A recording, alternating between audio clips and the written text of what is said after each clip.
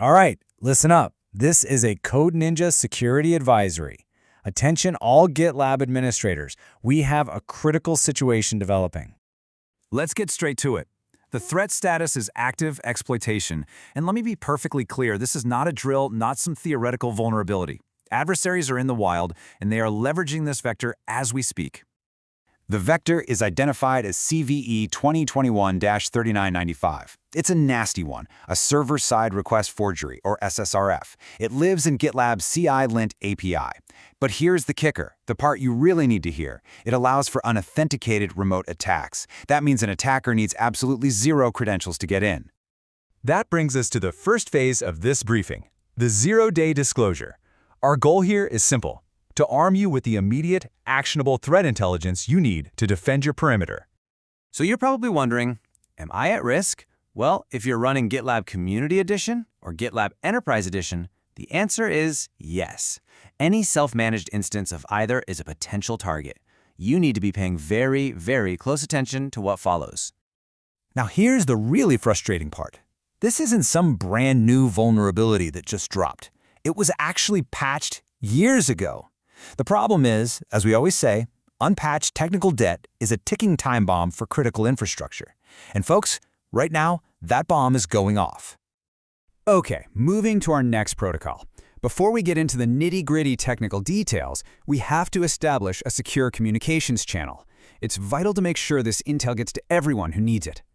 Initiating comms check. This is standard operating procedure. We need to confirm this intelligence is being received and disseminated properly. Here is your first directive. Subscribe to this intelligence channel. Think of it as your real-time security feed. It's a non-negotiable step for staying ahead of threats like this. Your second directive, hit the like button. This isn't for vanity. It's your ACK, your formal acknowledgement of receipt. We need to know you got this message. And your final directive for this phase, report your patch status in the comments below, patched or vulnerable. Your intel is vital. It helps us and everyone else in the community map the true operational blast radius. Comms link established. Good. Now for the core of this advisory, the exploitation protocol. We're going to cover the blast radius and your mitigation directives. So let's talk damage. What's the actual blast radius if an attacker successfully exploits this? Look, an SSRF vulnerability is so dangerous because it's not just a single point of failure, it's a gateway. It turns your trusted GitLab server into an attacker's internal spy. They can force it to make requests for them. Suddenly, they can scan your internal network, pull sensitive data, and, this is the big one, leak your cloud credentials by hitting internal metadata services. From there, it's pretty much game over. They can pivot to other vulnerabilities and achieve a full compromise of your software supply chain. So how did an old vulnerability suddenly become today's top threat? Well, take a look at this timeline. GitLab did their part. They patched this way back in December 2021.